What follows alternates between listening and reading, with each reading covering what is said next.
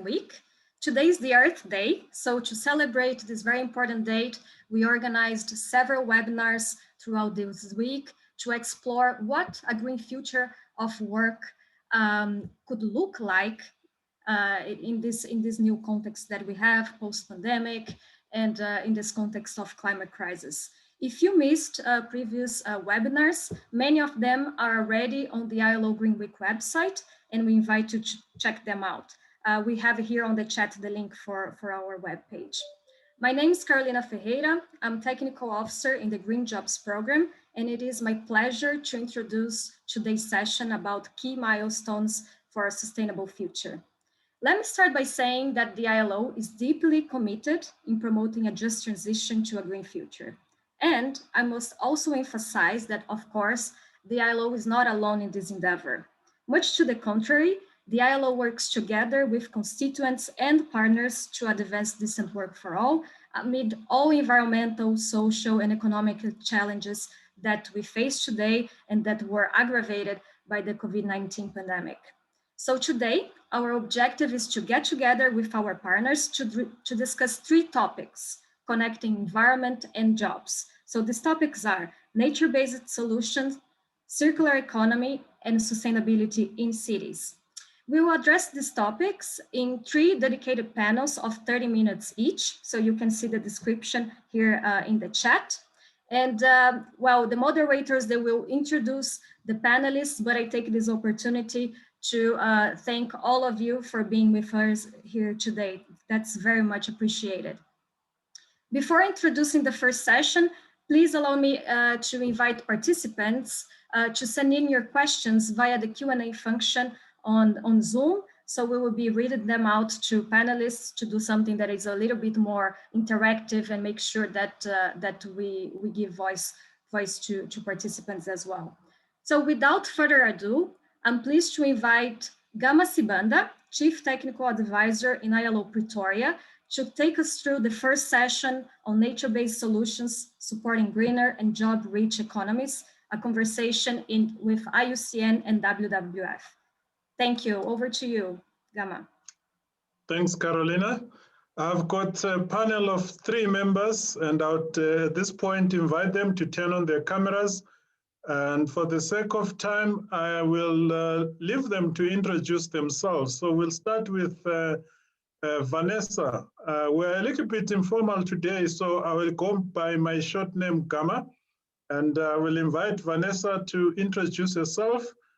Tell us a little bit about the organization she works for and the mandate of that organization. Over to you, Vanessa.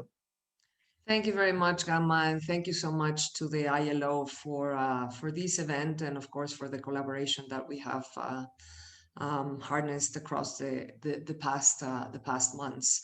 My name is Vanessa Perez Irera. I'm the Deputy Lead of the Global Climate and Energy Practice.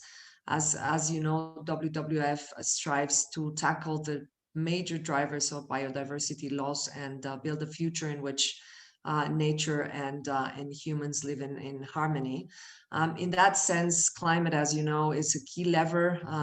Lever is a key driver, but also a key lever for action on nature. And nature-based solutions offer us the possibility not only to tackle climate and biodiversity loss, but also do it in a way in which we have synergistic impacts in several sustainable development goals. And so what we've been working very strongly in the past few months is designing projects that could actually do that and identifying interventions that do that effectively and collaborating with organizations such as ILO in measuring those impacts, both in terms of economic well-being, but also in social well-being, and bringing that information to the fore in the particular moment that we're living now through the pandemics, and making governments realize that there's no other ways to build a greener and better future for all, and more equitable future than to invest in things that actually have multiplier effects on the well-being of people and permanence. I think that's also a very important thing to mention. But back to you, Gama. Yeah, just to be clear, WWF, we may be having wrestling fans in the house. Is it an acronym or there is a full version of it? Thank you so much, Gamma. There's two versions of it, the World Wildlife Fund for Nature and World Wildlife Fund, but both of them are accurate and are the same. Okay. Thanks for the question, Gamma. All right, thank you. Yeah, so we'll go then to Leander. Please tell us a bit about yourself and the organization that you work with. Hi, everyone. So my name is Leander Reis. I'm an economist with the Economics Knowledge Unit of the International Union for Conservation of Nature. IUCN, as the acronym says, we are a membership organization. So we consist of a union of both government and civil society organizations, going from states, ministries, academic research institutes, NGOs, etc. And so through that network, we work together continuously with our around 1,300 members and 13,000 commission members. We have a broad range of work. Just to name a few, I think probably the most known would be the IUCN Red List of Species, which globally tracks the state of species, extinction risk, vulnerability, etc. And then now more recently, and of course, the key topic of this conversation is we have set the global standard of nature-based solutions, where among other things, of course, we try to understand both the environmental impact, social impacts, and specific for this conversation, quite interested in how the implementation of nature-based solutions will affect job creation, job quality, etc. Oh, thank you so much. And then to my colleague in the ILO, Michael, over to you. You are muted, I think, Michael. Sorry. Hi, good afternoon, everybody. So yeah, I'm Michael Lukisong. I work in the ILO, obviously. I'm in the Employment Intensive Investment Program in the ILO. And this specific program looks at how public investments can be used to create jobs, but also improve jobs. And from the, in terms of our conversation today, I think many nature-based solutions are linked, very closely linked to public investments. So we are very interested in how we can, both promote nature-based solutions more actively, but also understand how they can be, what impact they will have, as Leander said, on job creation and the labor market. Yeah, all right. So to kick off our discussion, then let's start with the definition of nature-based solutions, just in case some of members of our audience may not be familiar. So when we talk about nature-based solutions, what are they and how are they related to the world of work in general and green jobs in particular? Is that? That's for you, Michael, yes. Oh, yes, okay. No, thanks. So I think the definition, I mean, there's several definitions of nature-based solutions. I mean, IUCN has issued one as part of the standards. But I think that the way to really think about it is how do we use nature to help us solve some of societal problems? And these can be at different levels. They can be, water, and how do we ensure there's clean water and potable water for everybody, but also for agriculture. And how can we harness the power of nature to do that? And so there is the way then the link to the world of work, of course, is multiple. On the one hand, we rely on nature for so many of our jobs. The ILO did this study on this, and it was estimation of 1.2 billion jobs that are really directly dependent on nature and ecosystem services. But of course, there are other links as well. And I think one particular link we're looking at now is that if one uses nature-based solutions versus other more conventional solutions, in particular in infrastructure, for example, how would that impact on employment differently? And I think there are areas where it's clear that we would have more jobs and positive impacts. But there are other areas where it's not so clear because one advantage of nature-based solutions is that nature does some of the work. And so there's perhaps less work for people in these areas. But if nature does the work, it maybe also makes resources available to do even more where you then still have job creation. So there is a, and I think this is the area we're really keen to work on, or one of the areas with both WWF and IUCN, is to strengthen the evidence base between the use of nature-based solutions and how it impacts on the world of work. Yeah, obviously the reason you are all here today is because I understand the three organizations you are developing, or you already have some sort of framework of collaboration. And we know that generally organizations that occupy the same space often tend to compete. But here we are pretty much working in the same space, but collaborating. So I'm curious, still with you, Michael, what motivated you as ILO to collaborate with IUCN and WWF, and what are some of the envisaged outcomes of that collaboration? Well, I think there are multiple areas, of course. I mean, on one hand, as the EIP program specifically, we've been working in this line of work in many countries, often linked to projects around reforestation or soil and water conservation or watershed development, often in rural areas. So there is a kind of historic link. But of course, there's also then, the Green Jobs program has come along. So the ILO has a clear interest and mandate on looking at green jobs more generally. And then, of course, the third part is, I think that it's almost inevitable now that as we all encroach on this limited planet and space, we're kind of running out of space. The people part and the planet part, as many have realized, are inseparable, and so we have to collaborate if we are to really have the world of work and the world of nature thrive in parallel.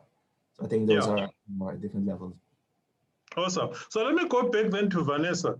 So in terms of nature-based solutions, what is WWF bringing to the collaboration table, and what complementary support do you require from your other partners? Thank you very much, Gama. So I mean, going back to your question about what are nature-based solutions, I do think that the definition of IUCN is kind of a standard definition that everybody's embracing. Something that is important to us is to keep the thrust of the definition, which is basically interventions that are meaning to sort a particular societal challenge, right? So you can have conservation for many purposes, but these are a subset of conservation interventions, right? And they're planned in a particular way to solve a particular challenge. So not everything is nature-based solutions. Having said that, of course, the concept is evolving, and I think that the IUCN standard puts a very important benchmark on how optimal interventions can be and can look like, right? And so thinking about kind of what are the things that everybody brings to the table, I think that IUCN is putting together important benchmarks, important frameworks, and in connecting different stakeholders. I think that ILO brings to the table their long-standing understanding of the labor market, both in terms of metrics, but how it actually works. And also its connections to the workers, right? So how do they think about this, and what is important for them, and what is a good job looking, right? And so those are types of challenges that we need to sort. In terms of our value add and what we think we bring to the table, we have projects in more than 80 countries around the world, in all of the continents and all of the ecosystems.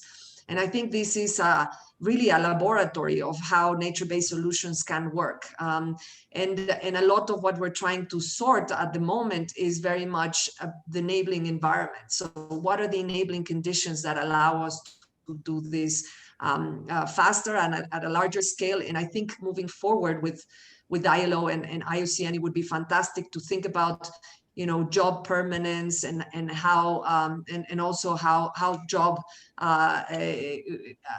the different jobs move from one place to another. And when you scale nature-based solutions, how can it also be a way of scaling the job solutions, right? So the contributions for better jobs and more stable jobs, particularly at these times. Yeah. So Leander, IUCN in a way is like ILO in that they are the main standard setting organization for nature, just as ILO is for the world of work.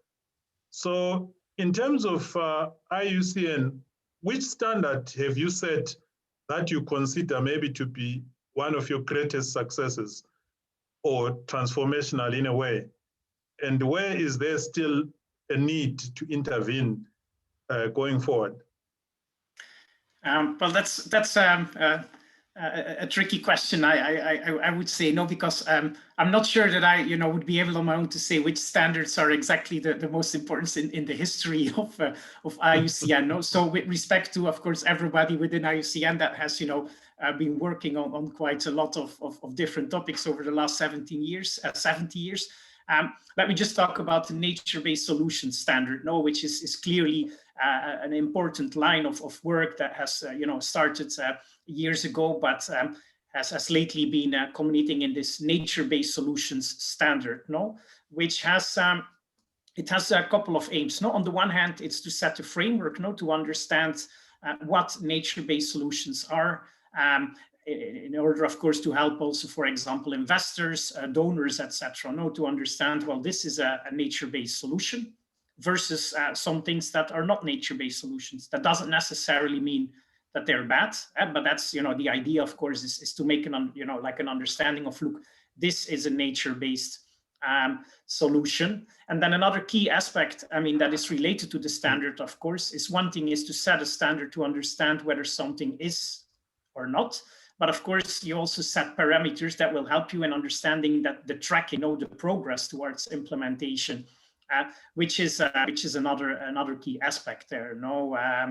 And as such, and related to the standard, and it links, I think, with some of the things that Michael and Vanessa said, is the standard as such developed in collaboration with a broad range of stakeholders, does not only include aspects that are directly related to nature, but understands nature and specifically the solutions that are based on nature in a broader setting, so including human well-being, including financial aspects, etc. Yeah, you spoke there about the financial aspects, which then brings me to the space of work and maybe economics at the same time. Yesterday, I attended a webinar where the ILO Regional Director for Africa mentioned, for instance, that in Africa, 59% of jobs are based on ecosystem services. Do we have any global statistics on how much ecosystem services contribute, for instance, to employment creation? Yep. I would say yes, especially like, well, I think Michael already mentioned the ILO study, that says that you have globally around 1.2 billion jobs, that directly depend on ecosystem services. However, that's only part, of course, of the picture. It mainly focuses on jobs related to forestry, agriculture, etc., and so tends to be highly concentrated in Asia and Africa. But of course, once we start to understand what are the dependence of the economy as a whole is on nature, then of course the picture becomes even broader. There's a study that was carried out by Swiss Re, which estimates that around 55% of global GDP is dependent on biodiversity and ecosystem services. And of course, once you have such numbers, then, well, could more or less like even state that directly or indirectly, the dependence of the economy on nature is absolute, because once you have 55% of dependency, then that's over half of your global economy. So more than just thinking about these direct job linkages, it's the indirect ones as well, of course. Yeah. So Over to you, Michael. I know the ILO has been involved in public employment programs and other interventions, especially as part of post-disaster recovery and things like that. So can nature-based solutions be used, for instance, in emergency or post-disaster recovery? So that's a very good question, Gama. Thanks. I mean, it's more clearly, I think when we talk about kind of humanitarian responses and immediate responses, then nature-based solutions are not the right tool to think of. But if we think about disaster risk reduction, then nature-based solutions has a very important role to play. So it's really about increasing the resilience in countries that are vulnerable to disasters, and how do we use nature to help reduce the impact of these disasters and its risk. The kind of most well-known and famous example is often used is mangrove as in terms of coastal protection, and how that can really protect communities when you have either floods or tsunamis, and that they are in many cases a viable alternative or complement to what we think of as great infrastructure like dikes or water protection. So there is a role, but I think it's a long-term role, and nature is not an immediate thing, and nature takes time. So if you want to use it, but yes, I think it's a very important part, and in terms of our crisis responses, how do we link with the DRR side of this, make sure that the impact of disasters is reduced. Yeah. And then I go back to Vanessa. COVID-19 is considered to have thrown a kind of curveball to strategic plans, pretty much affecting all organizations. How do you see this impacting on WWF's work, especially on nature-based solutions? Thank you, Gama, and thank you for the question. I think that one of the key threats that we have with recovery packages that are not aligned is that normally what comes first in the mind of politicians are big infrastructure investments, right? And I think that for us, of course, we are completely open to green and gray types of solutions for sorting specific problems, but we believe that quick infrastructure and hard solutions are not necessarily the way, right? They create short-term employment, but that employment is not permanent, and so that's exactly where nature-based solutions come on board, and really providing that green infrastructure for the years to come, and particularly in what was shown in the Nature Hires report that we published with ILO a couple of months back, is really that these solutions can not only create short-term employment, they create employment in the sectors that normally are in the deciles of populations that are in most need, and also the populations that have received probably being hardest hit by the pandemic, such as communities that depend on natural resources and their environment, but for tourism incomes, for example, right? And so, and tourism, as you know, has decreased enormously in all of these places. So what are the alternatives for the people, and definitely nature-based solutions, and for example, restoration, that we're in a decade of restoration. How can they actually bring an intermediate and probably a temporary job that would be boosted by governments, but that could be a long-term job, because that would create a bridge investment to what's coming next as we recover from the pandemic. So I think the question here is how do we create a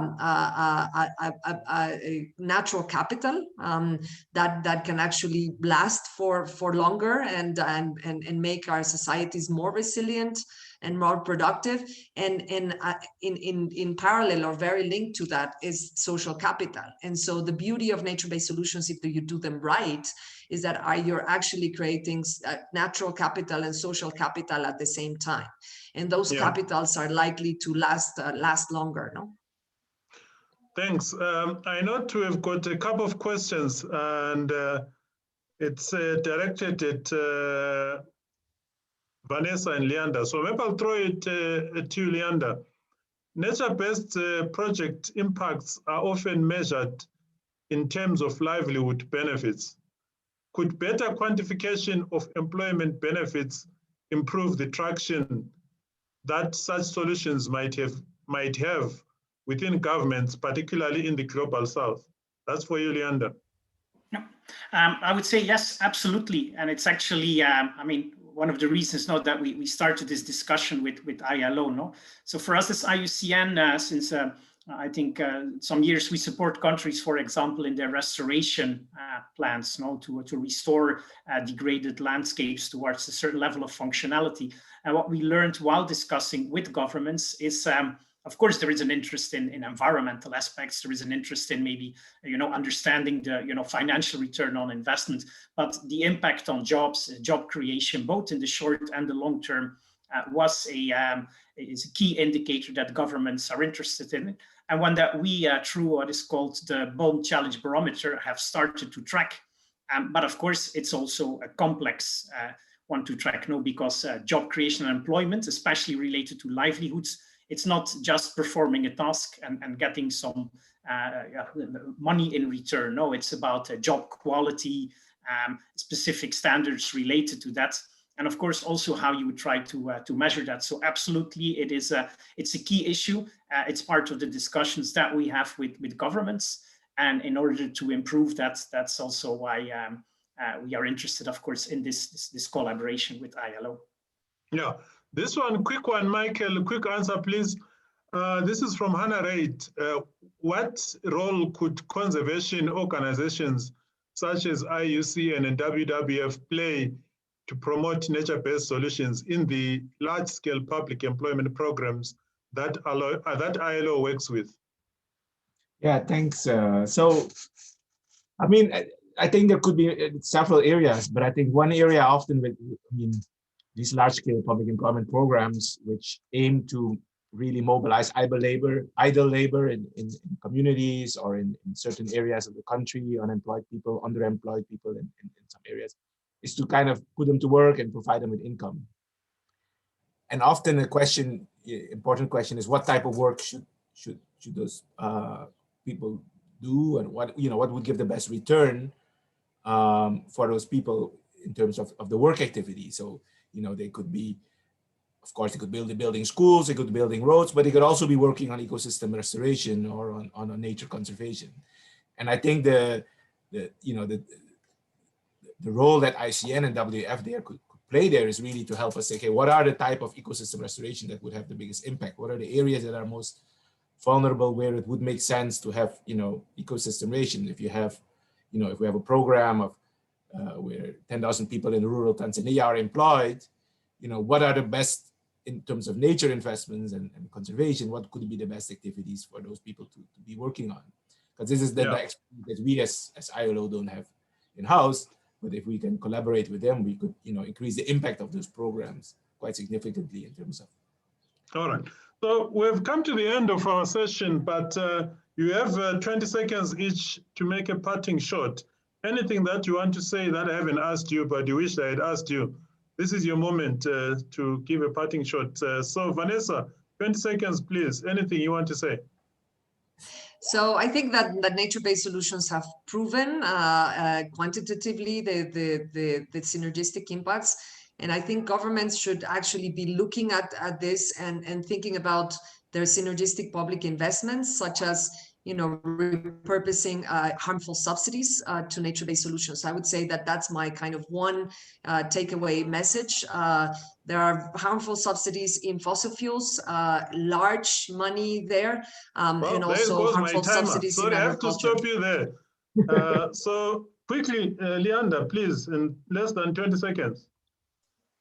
Okay, well, and I think as a last message for us, while we are working now on nature-based solutions with a specific focus currently on nature-based recovery and job creation, of course, what we're really interested in is not just, making sure that the current economic recovery is green, but really looking at the change and shifts in the economy, no, towards a greener economy in the long term.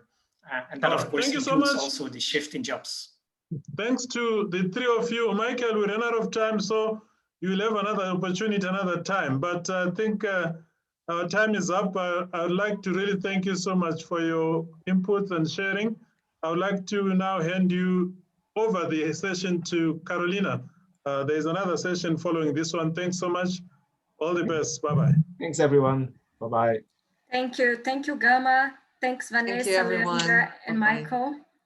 This was an extremely inspiring session. We learned a lot about how nature-based solutions can support job creation. But then for this, of course, financing is a key topic that we need to address in order to make this a reality. Also, nature-based solutions can be instrumental in the COVID-19 recovery responses so that it can help us create short-term employment, but also long-term employment. And I think that this is a very interesting idea that was shared in this panel. And last but not least, collaboration among all the institutions that we had here and we heard from now is crucial to explore synergies and create a more sustainable future through nature-based solutions. Without further ado, I will now hand over to Shreya to moderate the next panel on human-centered circular economy. So over to you, Shreya. Thank you so much, Carolina. And thank you all for staying on for the session on human-centered approach to the circular economy. My name is Shreya Goyal, and I'm a technical officer at the Sectoral Policies Department of the ILO, where we look at promoting decent work and productive employment in 22 social and economic sectors and industries. So for today's discussion, we'll be speaking with two of the leading researchers in the area of facilitating a just transition to the circular economy.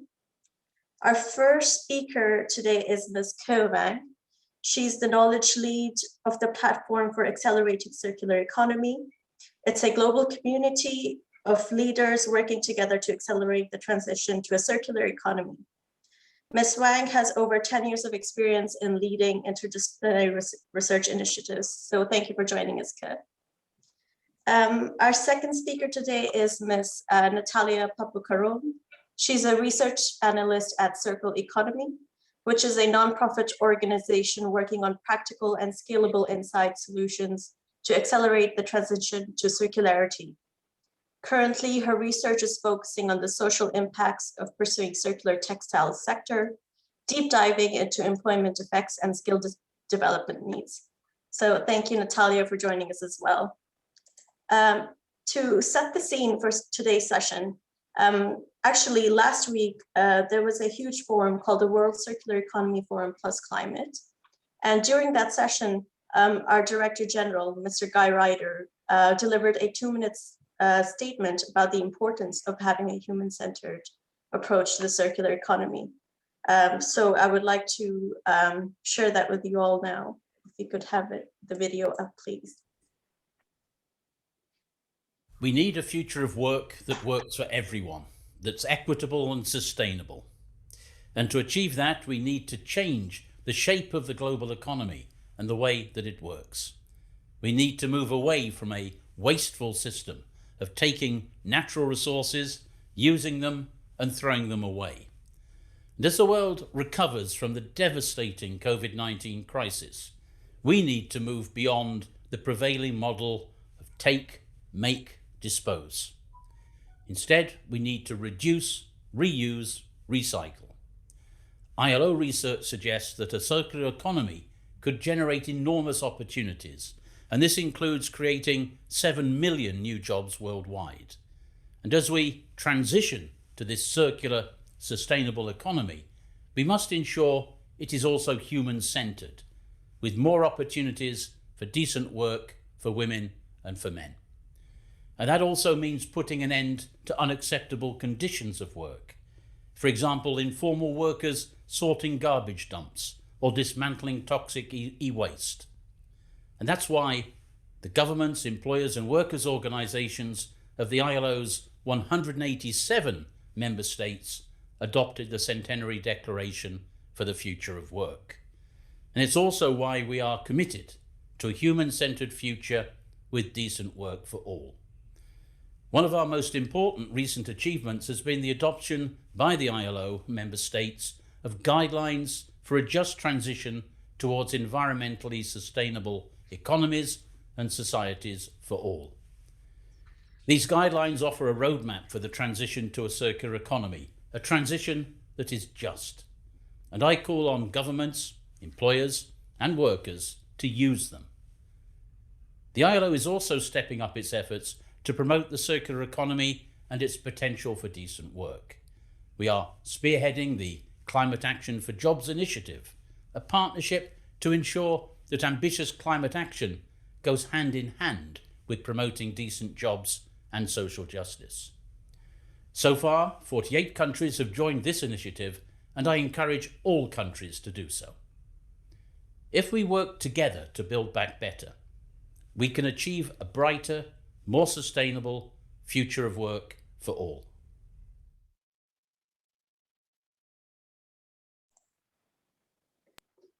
Thank you for that. A wonderful message from our DG on the importance of a human-centered approach. Definitely the momentum towards this circular economy has been ramping up, and it is our duty to ensure that we have a human-centered approach to this. So at this point, I have a question for the audience, whether they think that currently the circular economy is placing sufficient emphasis on people and their work.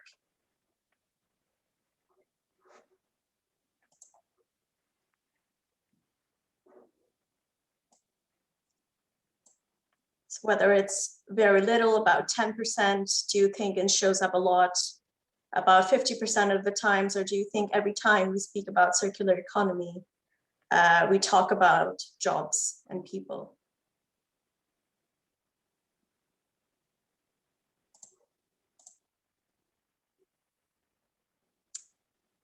So I wonder how many people have voted. So here we have the results, where a majority of you think that approximately 30% of circular economy discussions actually focus on the social dimension.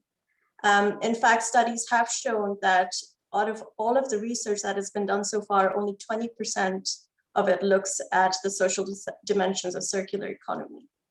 So now I would like to turn to an organization that does integrate the social dimensions of circularity. Ms. Wang, could you tell us a little bit about the work of PACE and how you have integrated the human-centered approach in your endeavors? Yeah, sure. Thank you, Shreya. So as Shreya already mentioned, PACE is a leadership network. We have currently about 100 leaders, so ministers, CEOs, heads of civil society organizations, including ILO's Mr. Ryder, all sharing a common ambition to scale circular economy. And we're a multi-sectoral platform, so bringing all these different viewpoints together. So one way for us to bring in these different viewpoints together towards a common direction is building a collective action agenda. That's something we launched early this year. We worked through last year with more than 100 organizations, including ILO and Circular Economy, to build this collective agenda. And one feature or one message from the action agenda is that circular economy is not the end goal by itself, but it's a means towards the end. And I think more and more people are realizing that. So we looked into, if higher circularity is achieved, what will be the impact on the environment more broadly, as well as socioeconomically. And decent work is one of those impact dimensions we looked into. And we found, probably without big surprise, that decent work is also the least understood impact area for circular economy. So as a result, integrating and advancing decent work in the circular transition came out as a cross-cutting call to action in the action agenda. And that was a surprise to many of us, but also in a good way, because it resonated with people. And Shreya, you just mentioned the World Circular Economic Forum last week. So that was hosted by the Dutch government. And the Dutch government picked up this decent work from the action agenda and really built 2 sessions around them, looking at how we can integrate decent work for better electronics collection and plastic collection in Africa and Latin America. Let me stop here.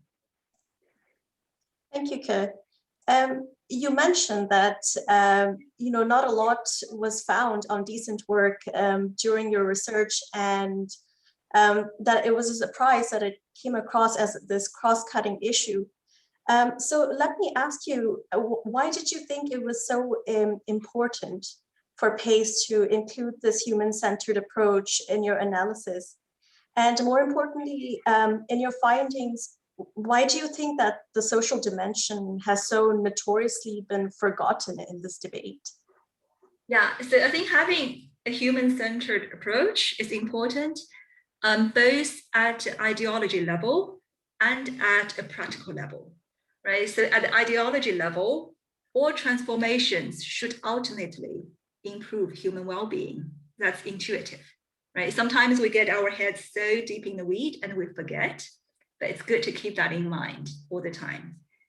And at a practical level, all transformations in the end need to be implemented by people.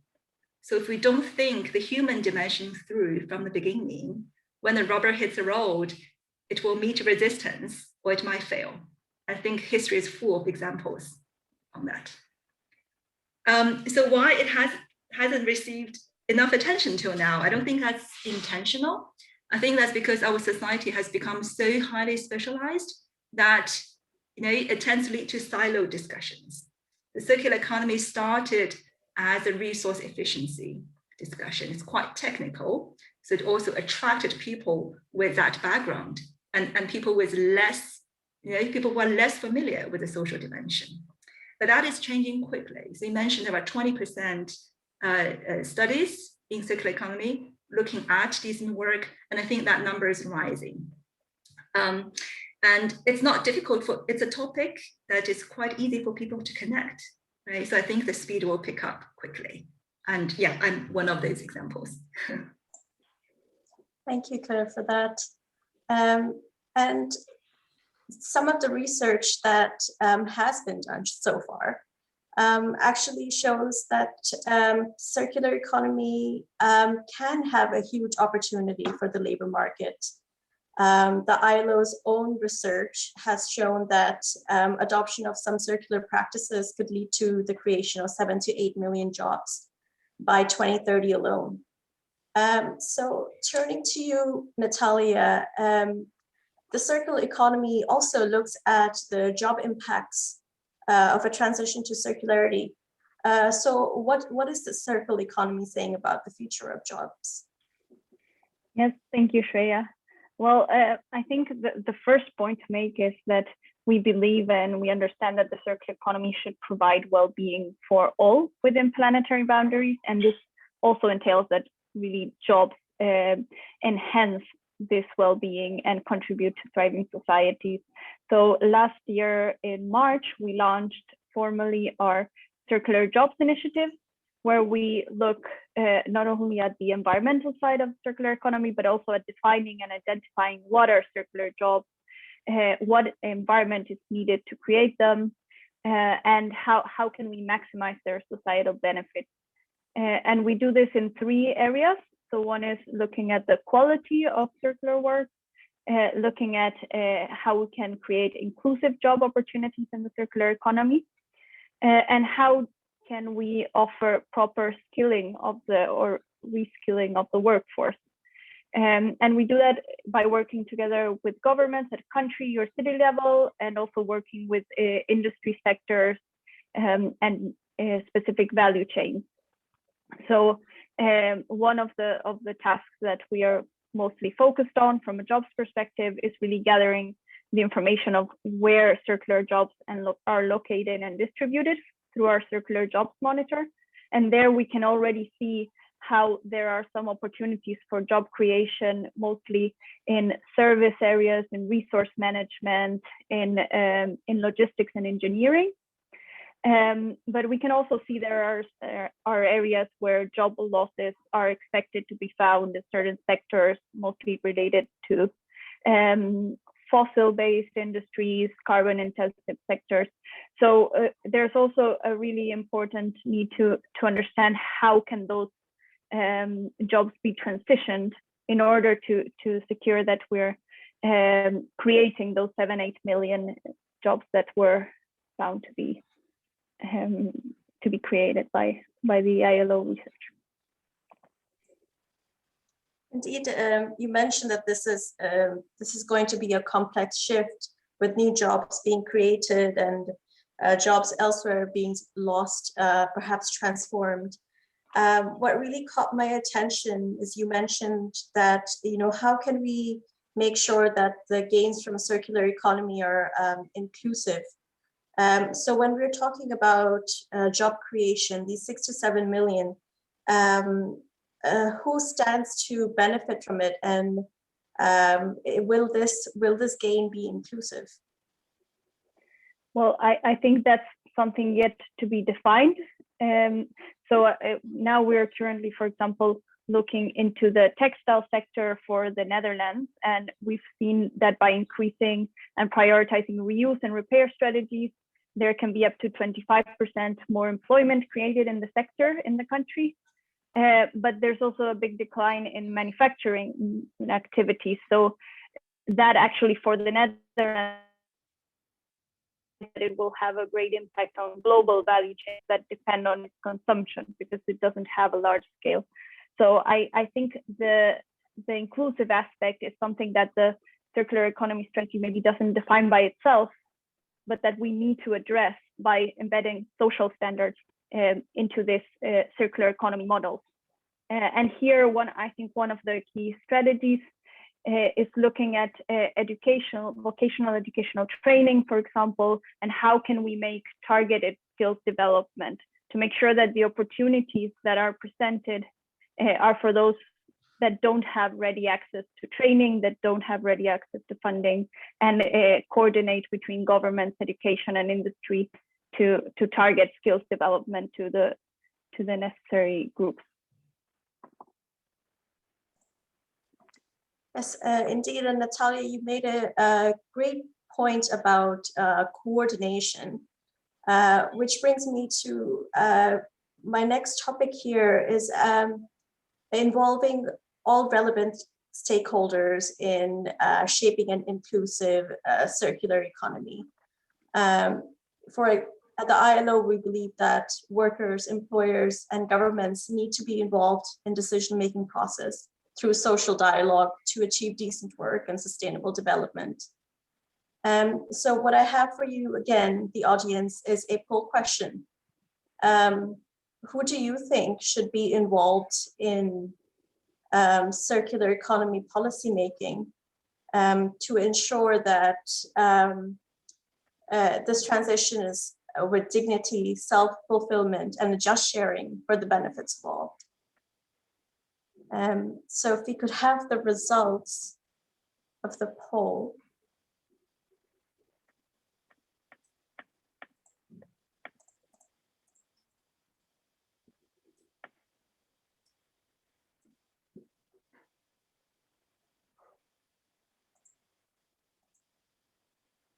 Give our audience some time to think about who is it that needs to be there to make sure that circular economy policies are inclusive. So if we could have the results, please. It's very interesting. 94% of the responses have said that workers and employers need to be a part of this conversation. Also on the top of the list are governments. As Natalia pointed out, education is really important, and universities are also high up on that list. So Natalia, can I ask you first, what is your reaction to this poll? Is it accurate? Well, I think the poll is spot on in terms of that everyone said that more than 50% of every stakeholder group needs to be involved, because we're talking about a very complex matter where we need all of the stakeholders on board in order to make change happen. But I also wanted to reflect on the employers and workers being the ones mostly mentioned. And I think there is a need to involve especially workers more into this conversation directly, and also looking at something we will probably touch upon later, but how do we involve workers that are not formalized into the system? Through which representatives? How do we make them a part of this conversation? Thank you, Natalia, indeed. Just a side note for our audiences, Ke and Natalia have agreed to stay on 5 to 10 minutes later to respond to any of the questions you might have in the chat. We are unfortunately running on a very tight schedule, so they might not be able to get to this during the session. Thank you again, Natalia, for your views on this poll. Let me turn to Ke, the same question. What do you think are the responses? Well, as a multi-sectoral platform, of course, we're very happy to see people answering yes to every one of them. Indeed, we'll say, really it's important here to hear from different stakeholder groups, and the exact mix and the weight of each group will probably depend on the specific policy that's being discussed and implemented. But yes, definitely, it's important to really do a proper stakeholder analysis to see which groups will be affected or are needed to drive the policy implementation and make sure that voices are included from day one. Thank you. But indeed, it's important to include the actors that have the most at stake, to understand their desires as well, to understand their fears with this large systemic change, to make sure that these policies and business models can be designed to, to their different needs and wants. Another stakeholder that was actually missing from our poll question earlier was the informal economy, which Natalia, you mentioned in your response. And the informal economy plays a very important role in the circular economy that we see today. The ILO's own research on electronic waste has actually shown that the majority of these circular services, recycling, collection, are provided by informal networks in a lot of the developing countries, occurring under poor working conditions with limited avenues to better their livelihoods. And this is not the circular economy we want. But there are millions of livelihoods that are attached to it, and they do provide an essential service. So my question to both of you would be, how can we include these informal networks, and what can be done to formalize them? And let me start with Ke. Yeah, sure. That's a really good question, because I think until quite recently, most of the circular economy people like us, sitting in a clean, comfortable office somewhere in Europe, didn't realize the potential impact of certain changes might have on the informal workers on the other side of the world, right? So thank you very much, ILO and other partners like Circle, like Chatham House, for shedding light onto this important issue. And you mentioned social dialogue earlier, Shreya, and I think that's really important mechanisms to involve the informal workers themselves or their representatives into the discussion. So we shouldn't be making assumptions for them, what is better for them, what they want, but we really need to hear from them. What are their needs, and how can we design and implement and transition to deliver those needs to them? Thank you, Ke. And in 2 minutes, Natalia, what do you think about this? Well, I think Ke introduced it very, very well. I think there's definitely a need to involve informal workers or the representatives within this circular economy discussions, because they've been doing this for such a long time and are much more knowledgeable than all of us in terms of what the circular economy that is already happening on the ground. So I think it's about building on existing associations, existing networks, but also really building on the body of knowledge and the competencies that they already have in order to develop this transition.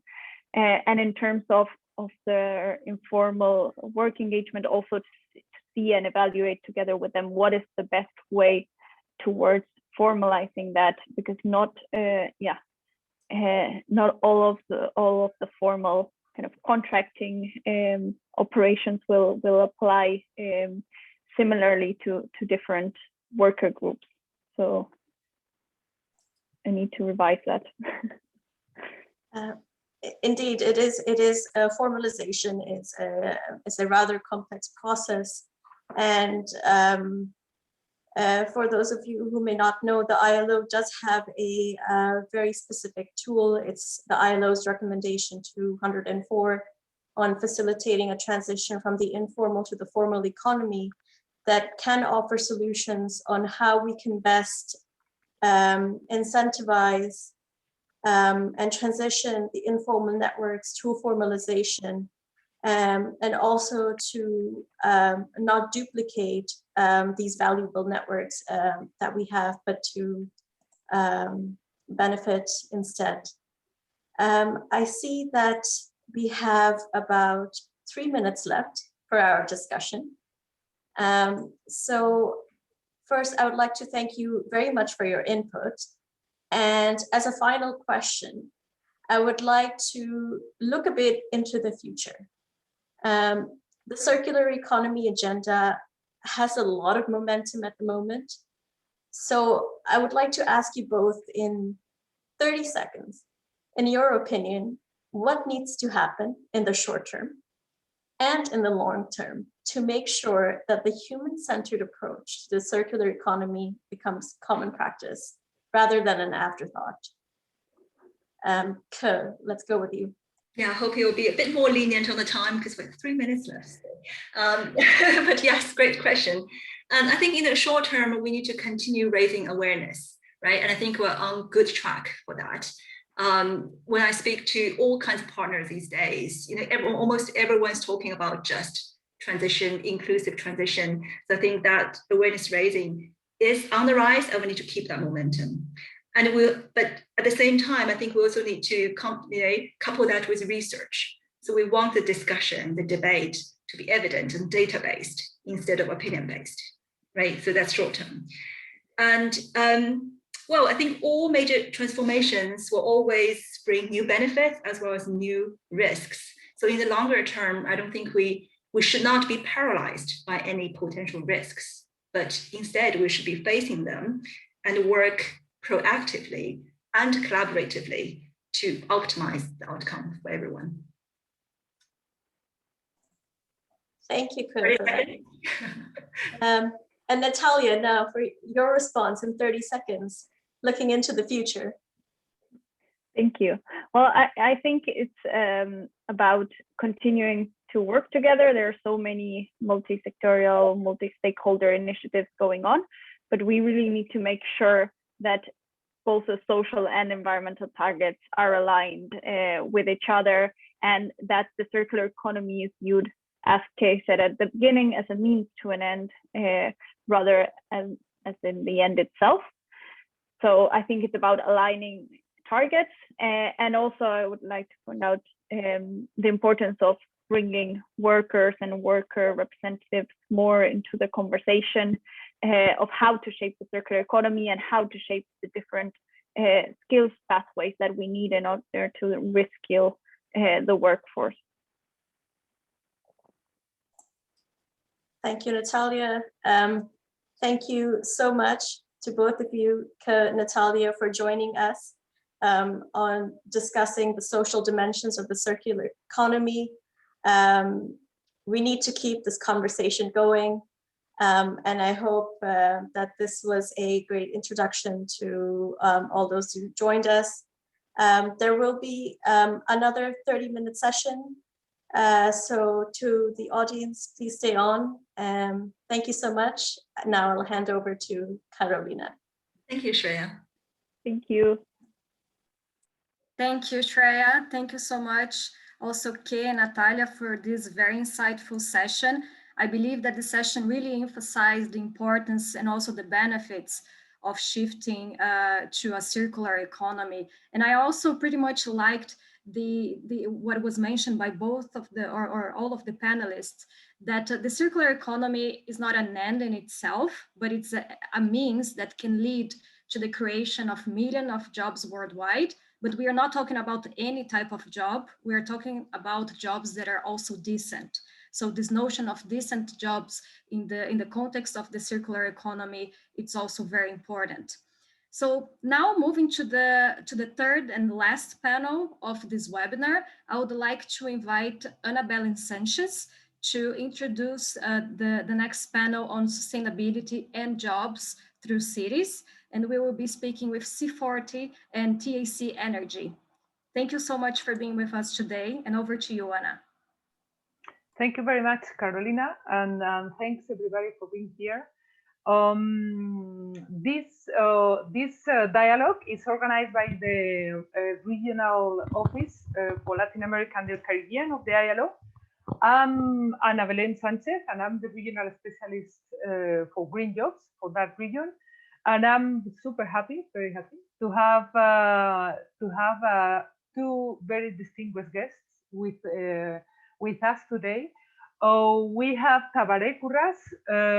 He is a global energy, climate, and sustainability leader, and he is also the chief advisor and a co-founder of TAC Energy. Sorry. And we also have Jasmine Burgues. She is the head of C40 Global Green New Deal Pilot Initiative. Now, during this next 30 minutes, we are going to talk about sustainability, green jobs, cities, something that is very important. And why is that? Because in the cities, first of all, because cities are one of the spaces where more greenhouse gas emissions are produced. Depending on the estimations, there is something about 70%. This calculation that 70% of the total greenhouse gas emissions are generated at cities. So this is a place where, of course, we need to pay attention to when we talk about green jobs creation. Also, cities are very important spaces to create for employment, to create jobs, new jobs. Also, when we have such a big problem, such a global problem as the pandemic we are now experiencing, this is the places where most jobs are destroyed.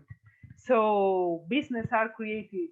There is a place for business development. So again, from a green jobs point of view, it's important to pay attention to cities in particular.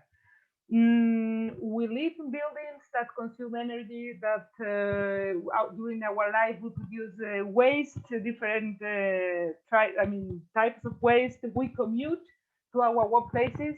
Maybe not now, we are all at home, or almost all at home, but normally we have different places to go to our workplaces. We can go by bike, we can go by underground. We don't have any option of public transport, and we need to walk, we need to use our private automobile. So there are many aspects of our daily life when we live in cities that are very much linked to this environmental sustainability agenda. But on the other hand, when we talk about jobs in cities, this is one of the areas where most precarious working conditions can be seen. For example, if you take a look to how waste is recycled, and at the previous conversation was taking place on circular economy, those who are the ones taking care of managing our waste in many of the cities of Latin America are informal workers. So they don't have a contract, they don't have many rights observed. And the same thing, for example, for some of the workers that construct the buildings, energy efficient buildings that use are able. They install the solar energy panels, for example, in our buildings. in many cases, they are informal workers. Almost the same thing with those who work to produce our food. So that's why we wanted to have this conversation, this particular issue, green jobs, environmental sustainability, and cities. So I will not take more time from the 30 minutes dialogue that we have been given. And let me, first of all, to ask the first question to Tabare. So Tabare, from your experience working with different international organizations at the global level on environmental issues on sustainability, let me ask you, why cities should promote sustainability? Walk us through the arguments why cities should be the places to start with when we talk about green jobs. Excellent, Ana Belén. And following this particular dynamic of this fantastic panel, I think I will provide an answer Twitter style, like in less than 280 characters, so less than 5 minutes. I honestly believe that in the current context, particularly when we talk about sustainability and fighting climate change, those two things are the best chance that we have to achieve a better normality in the urban environment. So let me start from there. I am completely convinced that if we have made more progress on advancing the goals of the Sustainable Development Agenda and the Paris Agreement, today we will have been better prepared to face what we are facing today and respond better to the pandemic. I think you mentioned it, and we all know a lot of people live in cities. Cities are the centers for economic growth and innovation. And while this is a positive thing, I believe this is also a small disadvantage, because high concentration of people and activities in cities makes them vulnerable to natural and human originated disasters, such as COVID and what we are experiencing in terms of climate change. And this is precisely why I believe that cities should promote sustainability. Putting it simple, there won't be cities if we do not stop environmental degradation and contain the climate emergency, or at least, or worst, there will be no one to populate those cities. So I think all these aspirations that we usually talk about, poverty eradication, good health, well-being, gender equality, zero hunger, work decency, economic growth, none of them will be achieved if sustainability does not become part of that better normality equation. I could enlist probably different benefits, social, economic, environmental, associated with sustainability in cities. I'm sure that you know many of them. However, I don't want to touch on that, because I think the reality nowadays is that sustainability is no longer a nice to have thing. It is not a normative statement anymore. On the contrary, today sustainability is a must, and it is our global social mandate in cities and outside of cities. In one way or the other, we all get sustainability is a good thing. I think decision makers, investors, businessmen, businesswomen, scholars, unions, faith groups, citizens in general, we all experience the good things about sustainability. And yet, we still have COVID-19, a crisis with that comes from the destruction of the environment that is related to zoonotic disease, and that once again is affecting the most vulnerable, and is showing us once again the power, the immensely destructive power of pollution, environmental stress, and human intrusion in the natural environment. So just to finalize this first intervention, I set a lot of reflections. How far we can go this way? Have we really embraced in city sustainability? Are those 100 million people back in poverty the result of a good bet towards sustainability?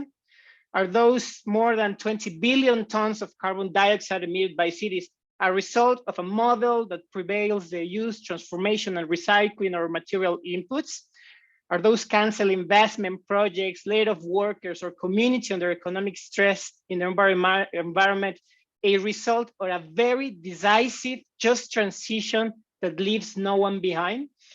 I don't think that's the case. And I don't think that that's the case because today we still are looking for coming back to that somehow old normality. And we don't need an old normality. We don't need even a better normality. We need to transform our reality. And I think that's the main reason why that look for social justice and growth within the limits of our biosphere should be the decisive bet in cities. And that's why cities should promote sustainability, because this is the way that we can prevent future crises, just like the COVID-19 or what will come or is coming with climate change, or at least mitigate the worst impacts in a way that we all are getting prepared for it. So I stopped from here, giving a lot of ideas on how and why it's relevant to talk about sustainability in cities. Thank you, Tavares. Thank you for this first introduction to the issue. Let me now turn to Jasmine and ask her, from your experience at C4E, maybe if you don't mind to introduce C4E to our audience, they will understand why it is such an important organization for cities and sustainability. Having in mind your experience at the organization, could you tell us a little bit more about which economic sectors we should pay attention to because they have the largest potential to create new green jobs in cities? Great. Yes, thank you, Anna, and thanks all. And yeah, just to share, the previous sessions were extremely interesting, so it's great to be part of this event. For the benefit of the audience, so C40 Cities is the global network of cities on climate change. We work with 97 of the world's cities across all regions, with the intention of these cities taking bold climate action and sort of leading the way towards a healthier and more sustainable future. We work both by working with mayors in terms of the work that they can do on leadership and setting the global agenda for cities and what they can do within their cities, but we also work with the city halls themselves and the technical staff working at city halls on implementing the programs on climate change. And we provide a range of different support, which I can maybe touch on later on in this conversation. Particularly, I think the question that you asked, so one of the things that C40 has been working on over the past year in light of the pandemic and the ongoing issue of what recovery will look like in cities is an agenda for a just and green recovery for cities. So last year, as part of this work, we had a mayoral task force of our leading mayors to help identify what the key issues are and what the challenges and opportunities are from the recovery to both advance climate action, but also create green jobs that are inclusive and decent work. And we released an analysis on the opportunities in cities from a green recovery, both the role that mayors can play, but also where they maybe need to collaborate with national governments on this. And the report showed that from a green recovery in cities, there is the potential to create 52 million jobs amongst our C40 cities, which shows a huge potential for green jobs, for green job creation as part of a recovery. And what the analysis showed is that obviously every city is different, it has its local context and there's a difference across regions. But there are some sectors that there are definitely, a huge job potential in all cities, but it might just vary slightly depending on, what the context is.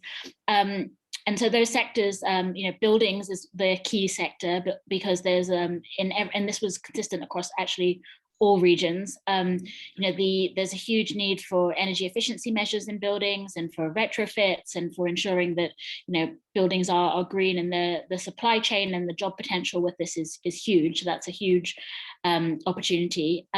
Another key area is transport, particularly as, there's a whole range of different areas under transport from, looking at public transport, looking at the creation of cycle lanes in cities, walking, and mode shift towards different ways of making a city green, there's, again, the number of jobs that exist in that is significant. The other area that's just worth raising is, which actually touched on the first panel actually, is on nature-based solutions.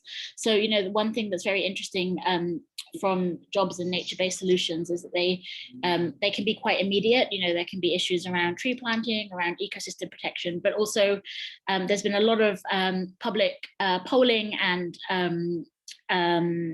research done during the pandemic that shows that during the pandemic, as people have been, in their homes and stuck at home, they appreciate the greenness of cities more, and the, making the city greener and making it a livable city.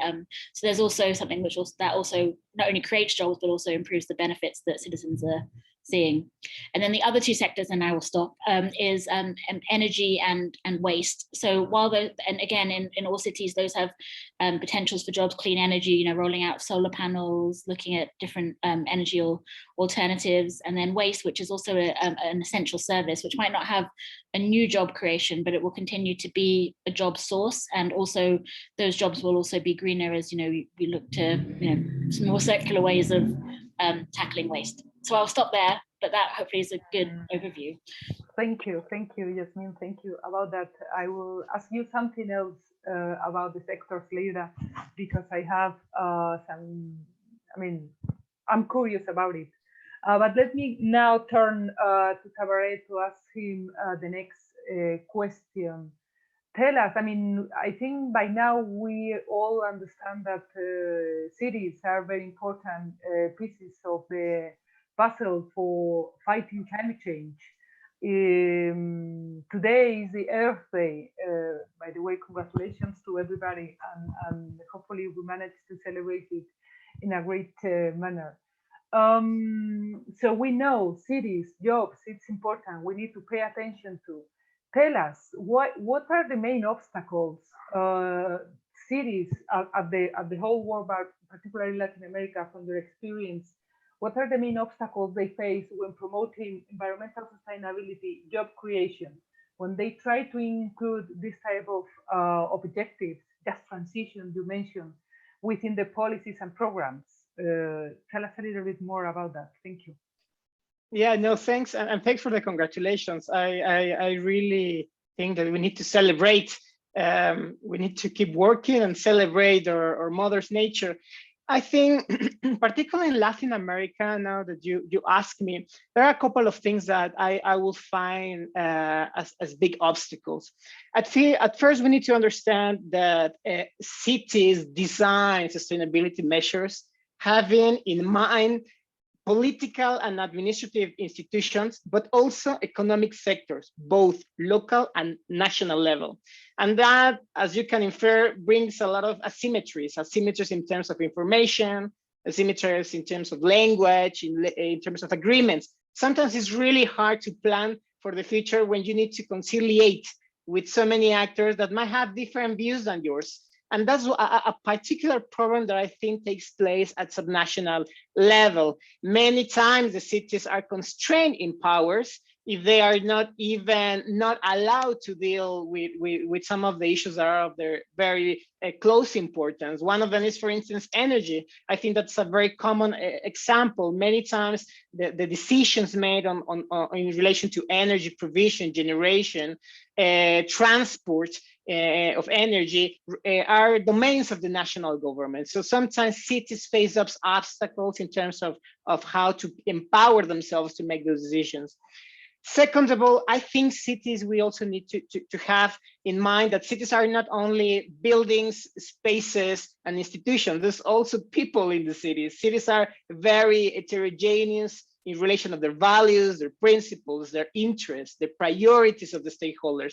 And that is also, I think, an inherent obstacle within the conception of democracy. We need to conciliate all these things for the benefit of everyone, but not only today, but also into the future. And that brings me to the last final obstacle.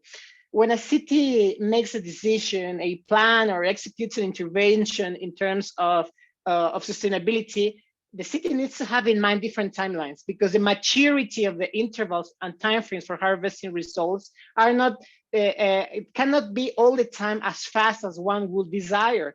And also, we are just seeing it now with the COVID-19. Sometimes the city needs to take immediate response decisions and substitute others that were come first in the list of priorities. So I think these are the three main obstacles. So in summary, that kind of multi-level, multi-scalar process of decision-making, the restrictions that cities have in their powers, and finally, that timeframe.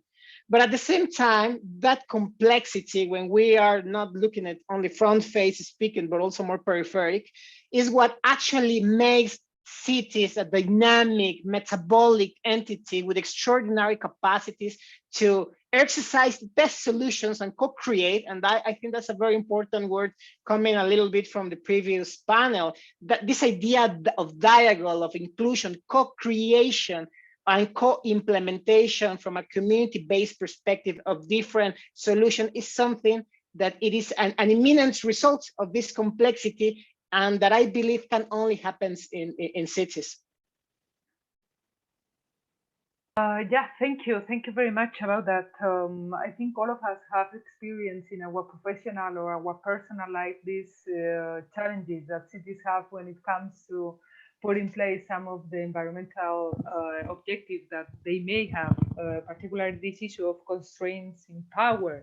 What happens when a city wants to have more solar energy, but the federal government does not want to promote solar energy? That's just an example. What if I want to have a decarbonized transport system, but there is no funds available, public funds for infrastructure to create new cycles for bicycles, things like that. So it is a very difficult issue to deal with.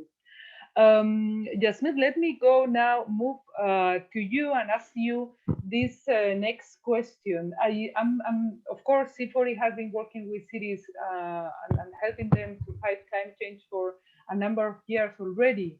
So I would like to ask you how your organization is supporting all those city governments to incorporate environmental sustainability into their programs. You were talking in your first, during your first round of talk about the work that you are doing. Maybe if you could highlight some of the good experiences that you have in some of the largest cities of the world, some of the tools your organization has developed.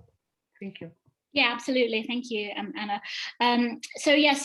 Just in terms of, so C40 works with cities in a number of different ways in terms of how we support them. So we work, in terms of providing a space to bring cities together to be able to share their experiences on implementing different policies, so they can identify, ways of potentially replicating from each other in terms of good practice, but also how they can confront challenges together, so that if they're all facing the same challenge, they can look and see how there might be a way to overcome it together. We also, we provide research and analysis to help cities identify what actions they need to take, help make them make the case within cities, but also with national governments, as you just mentioned. And we also, we work with mayors as well, as I mentioned, I think in my opening, in terms of, helping to bring mayors together to advocate for certain policies and actions that would help deliver sustainability. So, at the moment, we've been doing a lot of joint mayoral advocacy around recovery and calling for recovery for green stimuluses that will help cities be able to create these jobs and take these plans that they wish to make.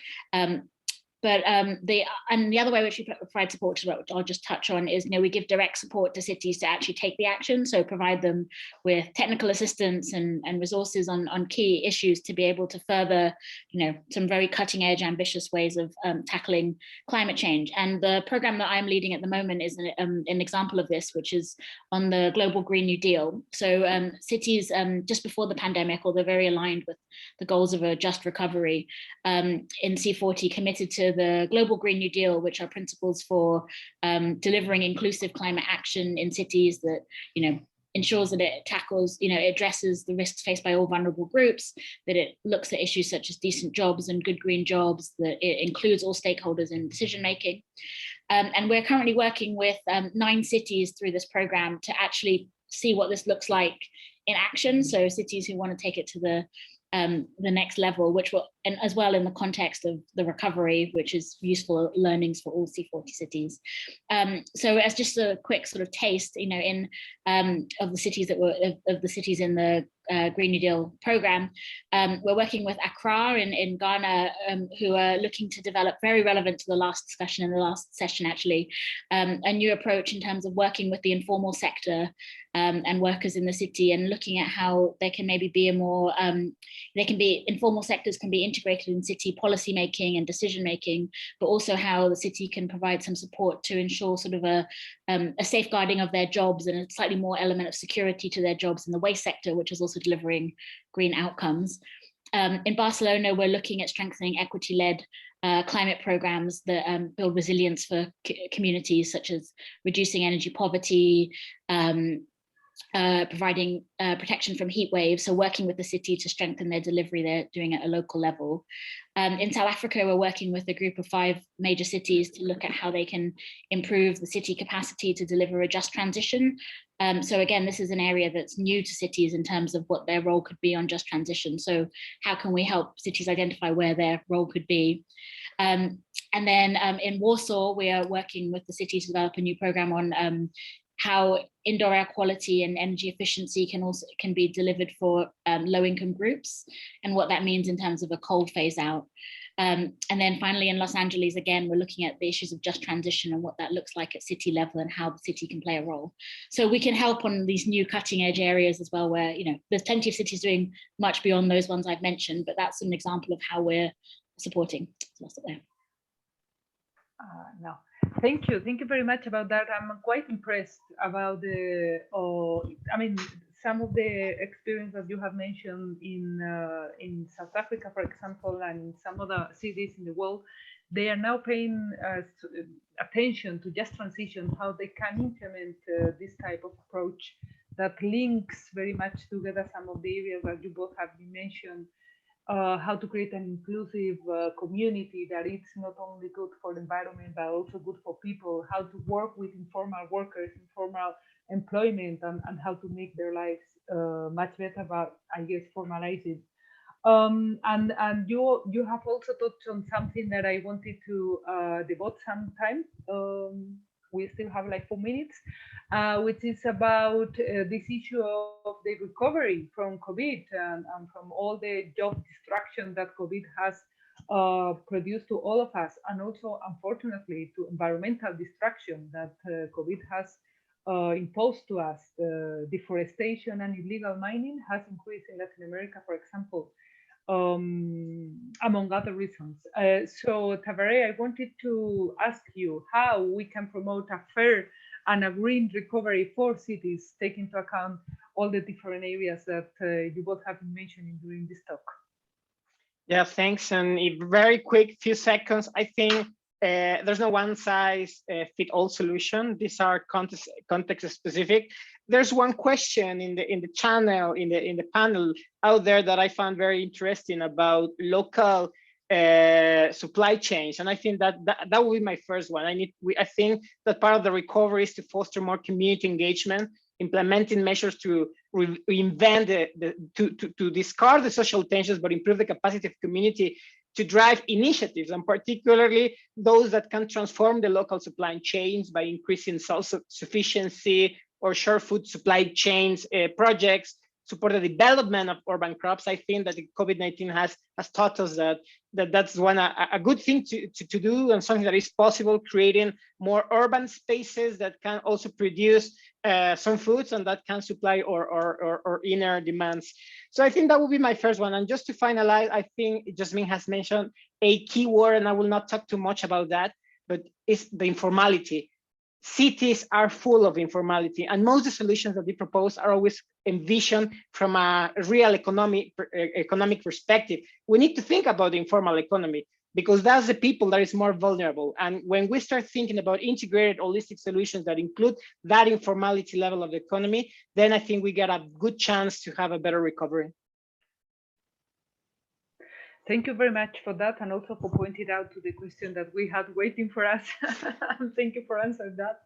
Jasmine, any new thoughts about this issue of the green recovery and a fair recovery as well from COVID, from the city point of view?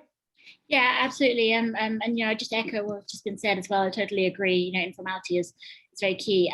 From cities' perspectives, in the C40 network, again, the work I mentioned at the start in terms of the role of cities in the recovery, for particularly looking at jobs and labor market, there's definitely a role that cities can play in, creating new green jobs, but quickly as well, so that there's an immediate, action for the pandemic, supporting essential workers who have been such a key part, but, supporting their labor and their experience of work, and training and upskilling workers with light of the transition that is coming, so that it is fair, and particularly looking at where there may be, cities can play a role in looking at where there are opportunities and challenges, and being ahead of the curve on this. And what I would also say is that the one thing about cities is that there's so much ambition in cities to take action on climate, but cities can't do it alone. And so, working with the stakeholders across the city that you have, that there exist, that businesses, communities, workers groups, informal groups, is absolutely key. And that's something that I think is key to a successful recovery. And so, touching on the question that's in the chat as well, the supply chain, working with the different organizations, businesses that are involved in the supply chain, and understanding where we can find joint solutions is key. And then the other thing as well is there's obviously a need for cities to work with national government. And, as governments are thinking about green stimulus funding, I think they really need to think very clearly about the role that cities can play in helping to deliver a recovery, and where they can advance some of the actions that I'd mentioned, particularly around job creation. No. Thank you very much, Jasmine, for also, mention this issue of dialogue and participation and being all together to find a good solution. That's something that we as ILO are trying to do in Mexico City right now. And it is challenging, because you really need to understand where all of them are, where are business, where are workers, where are government, what's the technical information we know and what we don't know and we need to know. So thank you for that. And maybe just to finalize our conversation, Tabaré, your 30 seconds final comment. We need a new social contract. We need to reconcile the relation with the nature, and we need to create a sustainability that really, really, really leaves no one behind. Thank you very much. That's a great message for the Earth Day. To finalize, Jasmine, your 30 seconds last comment on that. Say the same thing, but I think what I'll say very quickly is that I think there's a huge amount of innovation that will come from cities in the coming years in the recovery and in addressing, and I think that's can be a model for what can be done at national level and globally. So keep the eye on cities. Thank you very much to both of you for the conversation. It has been great. It has been a pleasure for me to have you both here. And Carolina, I give you the floor. And thanks for inviting us to organize it. Thank you, Anna. Thank you so much also to Tabaré and Jasmine for this excellent panel. Indeed, the cities are central in the fight against climate change. And I think it's interesting to note that at the same time, they are extremely vulnerable to climate change. They are also center for economic growth and innovation, as Jasmine just said. And that's why they're also instrumental for our green recovery. Now, trying to very quickly, mindful of the time, to bring all these pieces of these three panels together, I believe that we can say that, all these topics that were discussed today, nature-based solutions, circular economy, and cities, they are complementary to each other. So there is a common understanding that following the right track for a green future can create decent jobs and improve well-being. So I think that this is one of the main points that I could capture from all the discussions. Now, what we need to think about is how to get there. So many of the panelists, they highlighted the role of financing to enable concrete action to take place. We also spoke about social dialogue as a key for the participation of social partners and also other stakeholders, and the necessity that they are at the table to discuss their future. And last but not least, the role of partnership. That's all what it is about this event today. So how we can work together at the international level, but also at the local level, as we discussed now in the case of cities, and how this is extremely important to create synergies and allow us to tap into specialized expertise for a green recovery and a green future with decent work for all.